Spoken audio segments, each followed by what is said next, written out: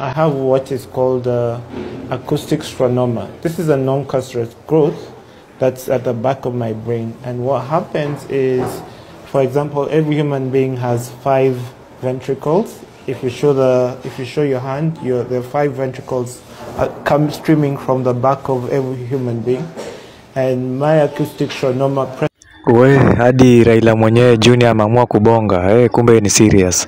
So kuna Wakenya fulani wameenda to extreme ya kufanya challenge ya venye yako, hizo venye anakaa nini venye mdomo wake inakaa. So Wakenya wana fold mdomo zao, like sasa wanafanya challenge kumuimitate, of which it's a wrong idea. Hebu check hizi photos za wase vitu zenye wanajaribu kufanya. So a lot of people wamekuja waka criticize hizo challenge. Wengine wanazifanya for views, but to the extent yenye mwenyewe anatoa video akibonga akielezea hiyo ugonjwa wake ni gani, we ni deadly. Inamaanisha hiyo challenge imemfikia na ni kama nice. So ase kuna vitu zingine zenye for views si lazima ufanye vitu zingine juu kama hiyo ni medical condition, na kulingana na venye ame-explain ni medical condition nyingine hatari na inaweza shika anyone.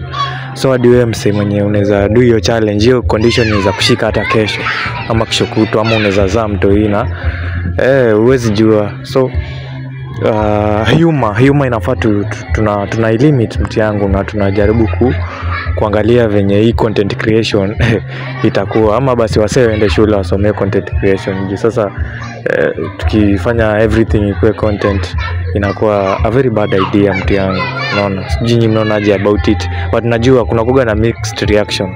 Bado kuna mtu mwenye anaweza defend watu wenye wamefanya hizo challenge, but it is what it is.